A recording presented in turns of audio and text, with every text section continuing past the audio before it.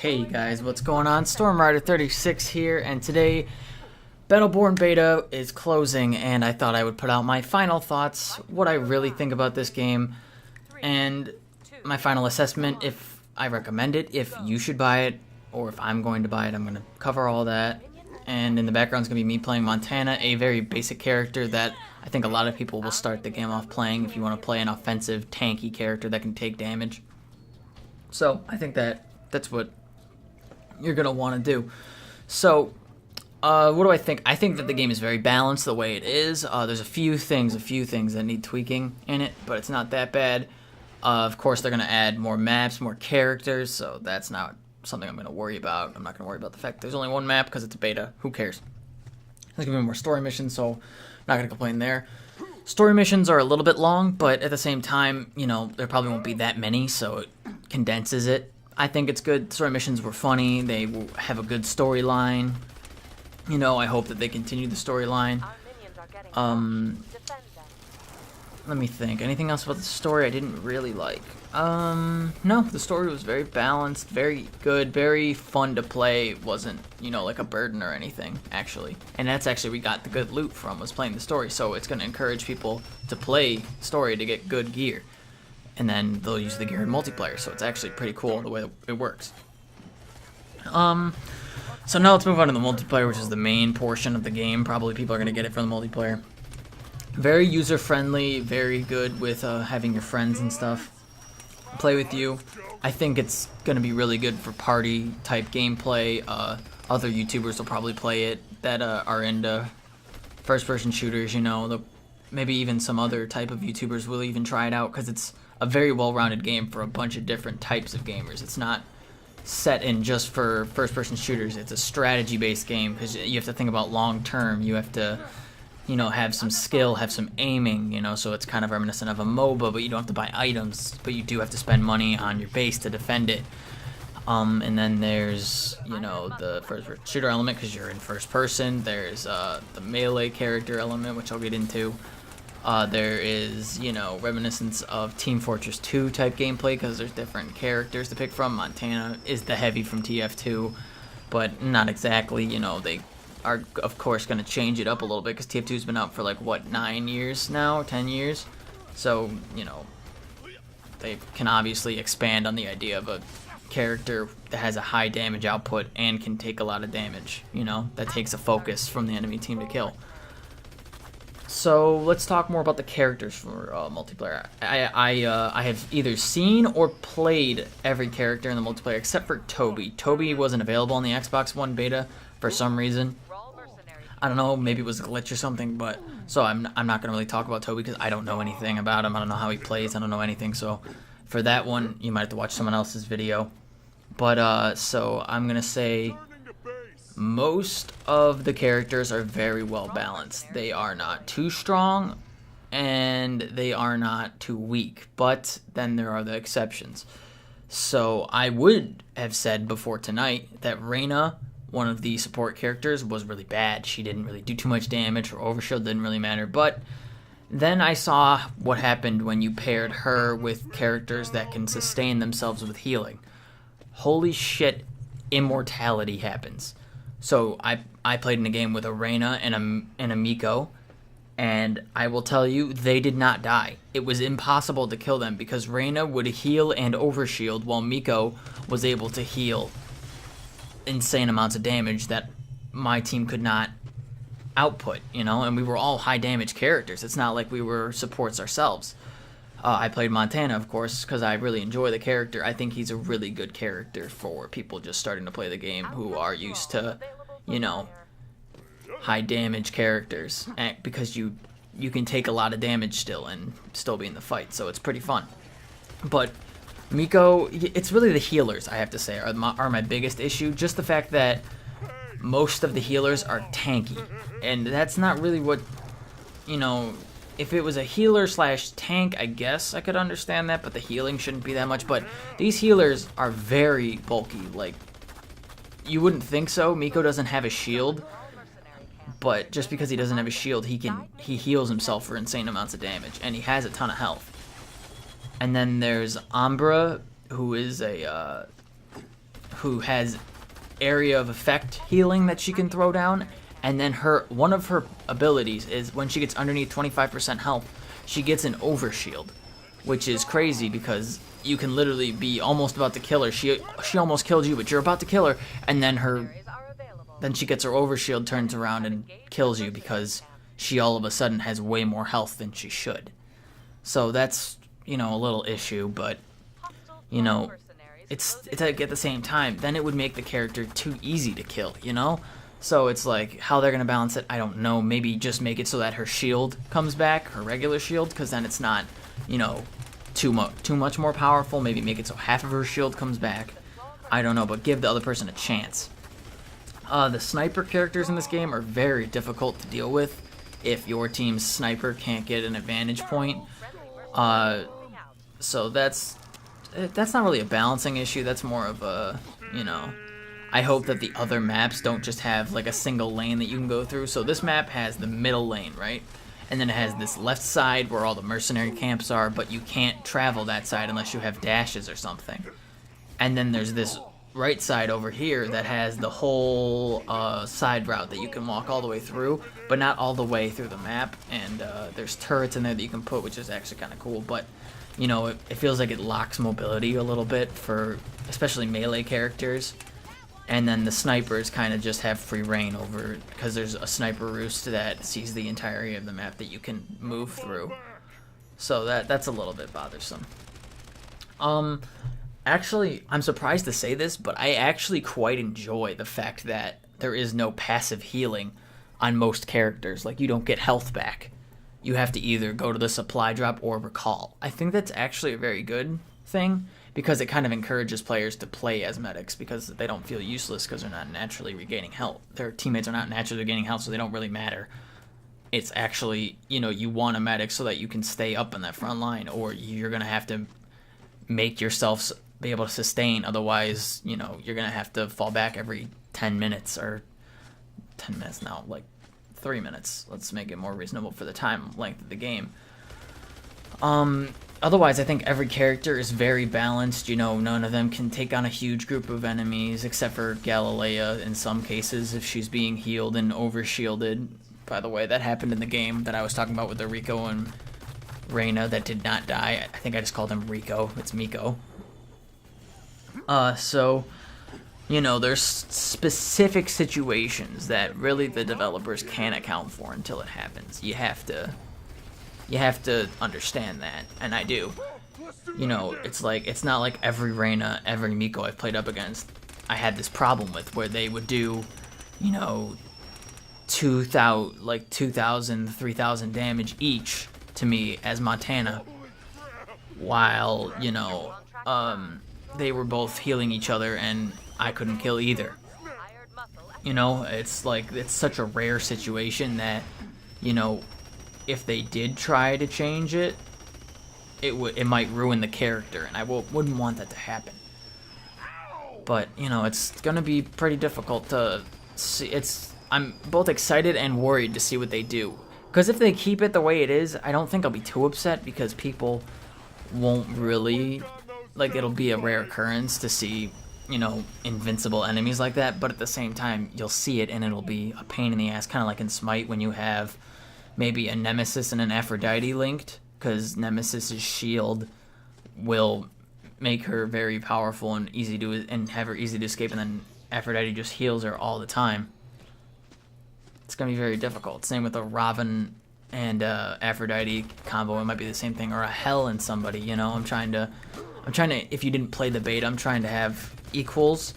Call of Duty doesn't have an equal because you don't heal in Call of Duty. You regenerate your health after a certain amount of time out of combat. Blah blah blah. So that's I think the healers really need a big rework, maybe. Because the other healer, Umbra, which not a lot of people know about, she has mobile healing spots, and she does so much damage. I think I've seen an Umbra do 9,000 total damage to me with all of her abilities. Total overkill, I know, but at the same time, seeing a healer, someone classified as a healer, do that much damage kind of sucks. Because it's like, They heal themselves, they get an overshield, and then they, you know, can kill you just like that. Kind of bothersome, but at the same time, you know, don't worry too much about it. The melee system in this game kind of needs a little bit of work. The collision in this game is very, very big and noticeable. It feels kind of clunky, you know, when you're playing the bigger characters, the more bulky characters like Montana. You'll see me get caught on stuff because of the fact that his hitbox is so massive that I can't move around it. I get stuck on it. You know, I get body blocked by teammates, by minions, by enemies, you know, everything, because my hitbox is so big. Other big characters like Calvin, who else? Isaac, you know, all of those types of characters have that issue. And it kind of sucks, because then the smaller, more agile characters can use that to their advantage. So Calvin being a melee character, it's hard for him because his hitbox is so big. Another thing, I played Galilea a lot. She's another melee character. Actually, you see me shooting her right here, the one with the shield. She is an interesting character. She can be overpowered. So I think she's going to receive a nerf because of the fact that it's very easy for her to shut down a singular target, even a group of people, and just stop them from, one, escaping, and two, from being able to heal or escape and fight back. So, because she has an area of effect damaging buffing thing for her, she has a silence, which, if you don't know what that means, it means you can't use any of your special abilities. So, as Montana, you see me, you know, make my minigun light on fire, you see me charge at people, those are my special abilities, the things you see in the bottom right. Inside of the area of effect, you can't do that. And Galilea has free reign on you. She controls you there. She has a stun that damages you a lot, can heal her too. If you upgrade it right, it can actually heal her. So it's just like, she's probably gonna get a rework. Let's see, what else we have. So I talked about Reyna being a little bit too strong on the healing side. Her overshield I don't think is that bad, but I think that her healing needs to be toned back. Miko, I think, see, it's hard because his healing is in a good spot, but the gear makes it go above and beyond what you would want. Now, some people would say that that's a good thing, that people are like focusing on being a healer, but at the same time, if someone can heal more damage than you're putting out on themselves and another person, then there might be an issue with DPS and too much healing and a lot of other stuff. So, you know, we're just gonna have to see how it plays out from the beta. So I think it was a very good beta. I really do like the game. The game is very much a lot of fun. You know, it's not like you die too fast, you die too slow. You know, certain things I think need changes, certain things in the story that are minor that I don't really think I need to say. I think that they probably will already fix that. Like, certain enemies in the story are super powerful when you can't really fight back. I'm talking about the M1 Ronin. If you played, I can't remember, I think it was the first one where you get Isaac. It's the sword guys. They do a lot of damage and they're very tanky, so that's kind of an issue. The snipers were good in the story mode just because they are snipers. They died very easily, but they did a ton of damage to you. The Thrall Mercenaries and Incursion, I think, are perfectly fine. They are completely fair and balanced. Montana can take them out one-on-one, so if an enemy gets some, it's not a big deal. If you have a Montana, other characters can do the same. I'm not just saying it's just Montana. And there's one for both teams, and then you can fight over the two in the middle, so it makes perfect sense. Makes it strategic, you know. I like the fact that the healing station doesn't automatically heal you, that if you recall, you know, you have to get back to the front, of course. The turrets are nice. Thumper turrets are a little bit annoying because they slow you down so much. So maybe if they get rid of the slow, because they do a ton of damage on top of the slow, so maybe if they get rid of the slow of a Thumper turret, maybe it'll be better, but at the same time, I'm pretty sure that's why there's only one Thumper turret on the Incursion map, is because of the fact that it slows them down. It's supposed to make it difficult to take that first sentry.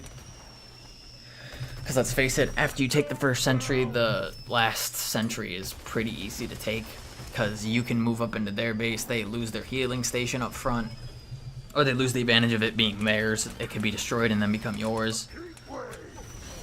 They lose all those turrets, and then they have to rebuild. You know, it should be hard to take that first sentry because it's such a devastating thing. Meltdown, I think Meltdown's perfectly fine. It does not need any changes because of the fact that, because of what it's supposed to be. It's supposed to be focusing on, you know, one-on-one fighting, lane fighting, you know, going between the lanes, pushing. You know, it's perfect the way it is. I really, really like it. Let's see, what else do I want to talk about? So I talked about the healers and how I think that, you know, some people's healing should be toned back. Like Reyna shouldn't heal as much because she gives shields. Like it should be one or the other, not healing.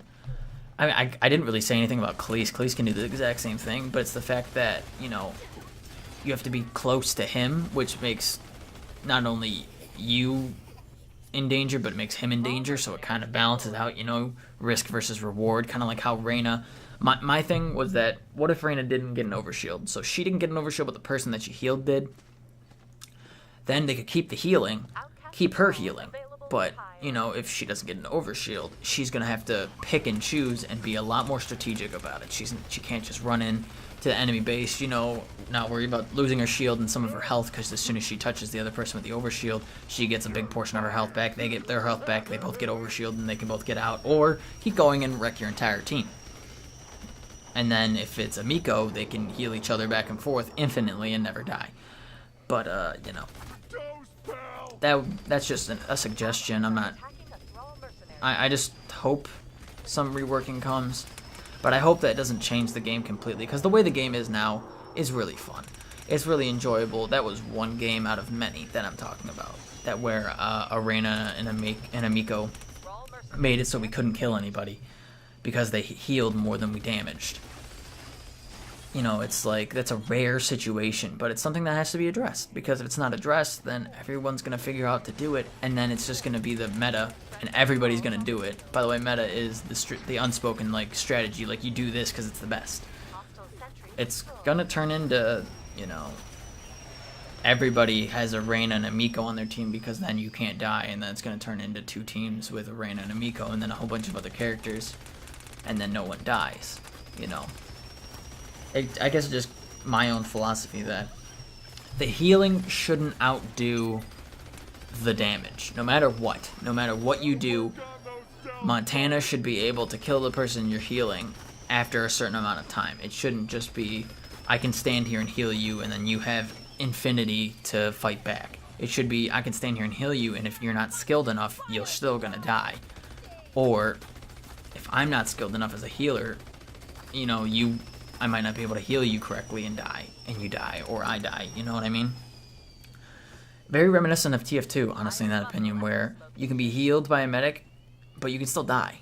You know what I mean? I think it's kind of funny how I referenced TF2, because TF2, let's face it, set up a lot of precedents for video games, like in general, first-person shooters in general, kind of. Because it's not like the Call of Duty shooter, but it's like a class-based shooter, kind of like what this is going to be, what BattleBorn is going to be, what Overwatch is going to be, you know what I mean? It sets precedents.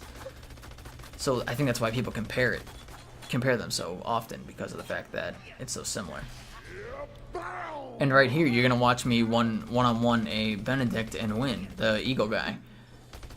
That's because of the fact that, you know, skill really dictates how you play. And then there's this guy trying to recall right in front of me, and I punish him for it, you know? That's, again, skill over player, you know what I mean? Skill over character, where it's not because of the character that I killed him, it's because of the fact that I was playing very decently that game and I could actually, you know, kill people.